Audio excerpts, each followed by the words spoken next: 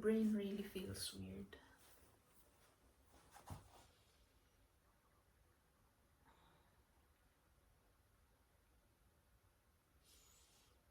Because it feels as if this addiction began, I guess, in 2020, but I guess not for the same reason that you would expect, because yeah, that's where the pandemic happened. But it's not because of the pandemic. It was because I was nursing my first broken heart.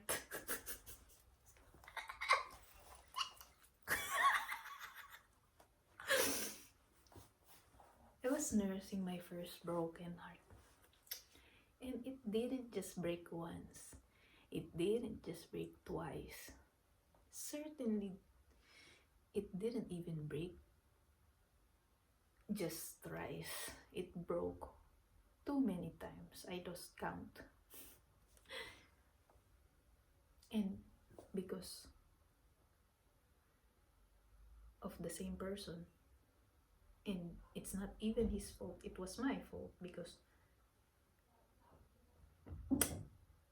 I can't just let it go, I guess. Let it go. Let it go.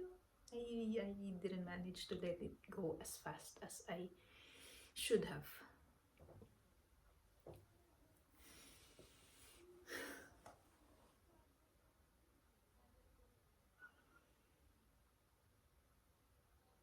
So I leaned on this.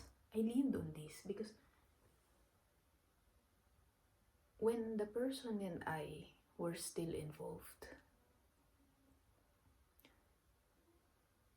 we often communicate and we talk about things. I send him some kind of, because I also travel quite,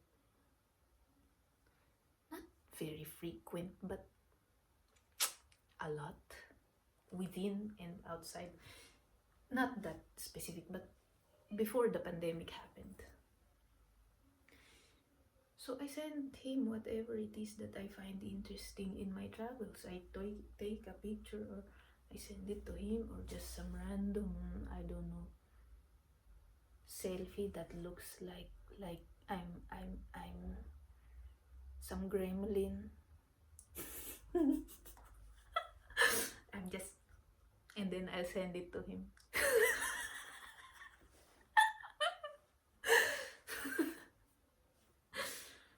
So imagine when that ended, and suddenly I find myself, well, I see some nice things, but I don't really have anyone to speak about it anymore. I think about nice things, I see some dog that ran up to me, but there's nobody that's waiting to hear from me anymore.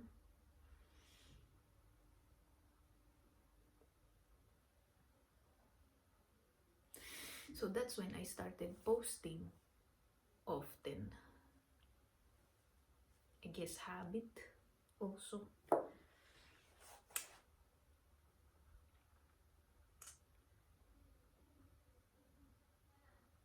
But I'm glad that posting habit stopped somewhere. It stopped way before I decided to leave the platforms. I forgot when.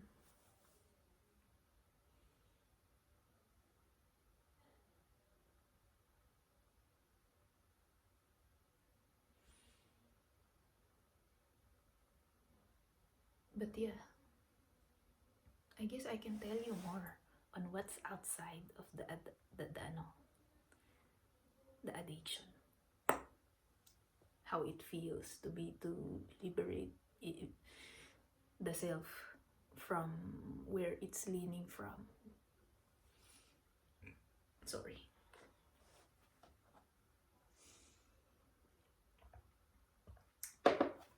Right now, my mind feels very strange. As opposed to usual. Because there is a kind of strangeness that I find normal or already based on the fact that I have been alive for way too long. So yeah, strangeness, it's normal by now.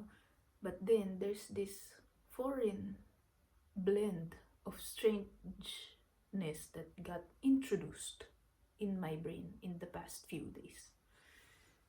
I was sitting in there. I was sitting in the kitchen earlier, having the brunch, and I was just watching my mind and listening to what's storylines or memories or boxes that are being opened in there. And there's just not one thing. It's as if it's as if my mind is a landscape that changes every other second. It's so weird. There was a point that I'm just like this, because there's so many things happening all at once. It's changing. Earlier, my brain sounds like the Brussels Central Station.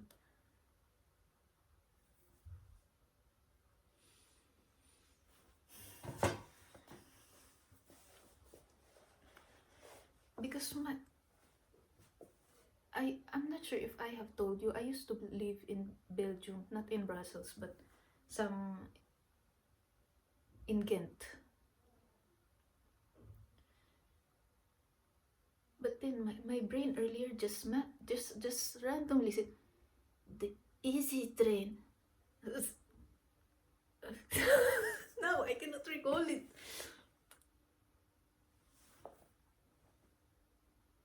Easy train, a destination.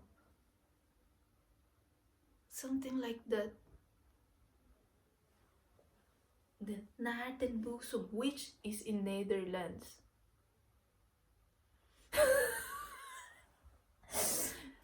Easy train, a destination naar Naarden-Boezem, which is in Netherlands. So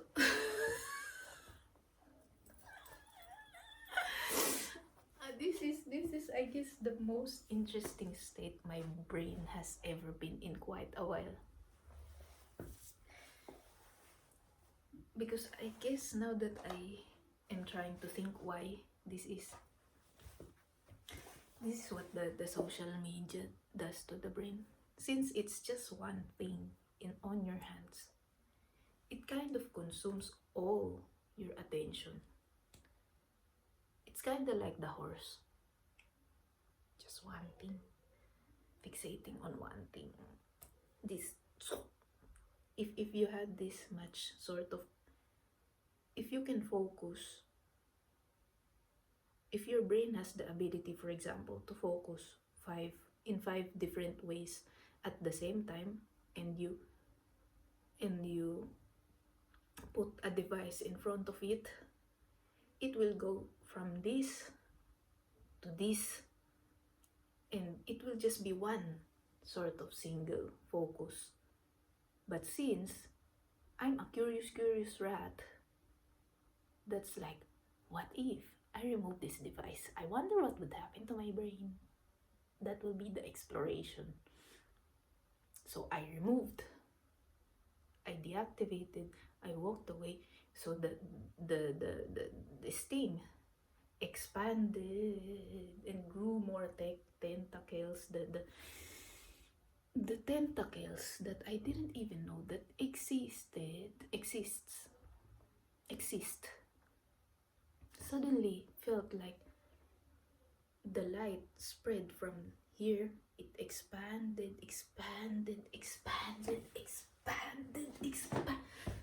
and now it's happening in my brain. Like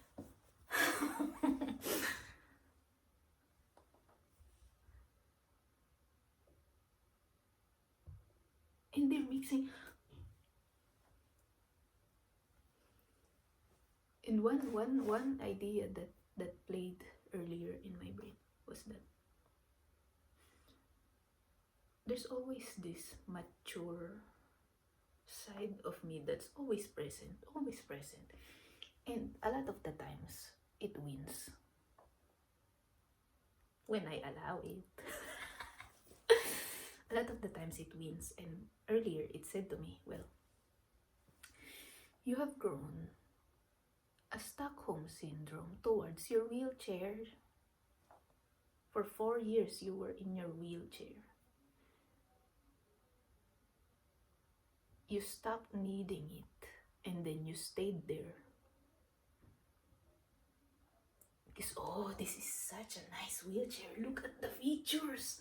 I can view the entire world from this wheelchair because I have the buttons and it flashes me all what's happening in the world and the lives of some stranger in Minnesota or something. I can see the animals, when I'm sitting in this wheelchair, I feel like I'm in control. I can just see everything. I feel like I'm God.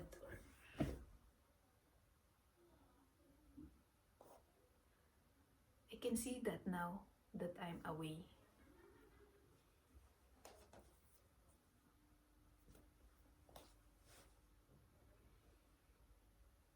And then my mature self decided to wait. You cannot stay on that wheelchair forever. How can you walk on your path?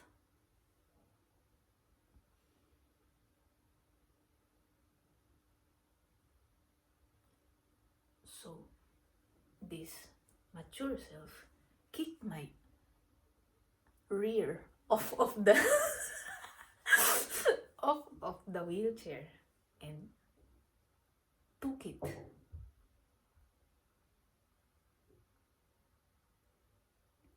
Of course, she knows that my legs are functioning. It's not as if I have one sort of thing chopped off. I'm a complete person who has all parts functioning. That's why she kicked me. I need that kick. Kicked my rear off of the thing that is crippling me instead of helping me. It's quite weird. It's quite ironic now that you look at it. This thing that used to help me heal or recover, it eventually became the thing that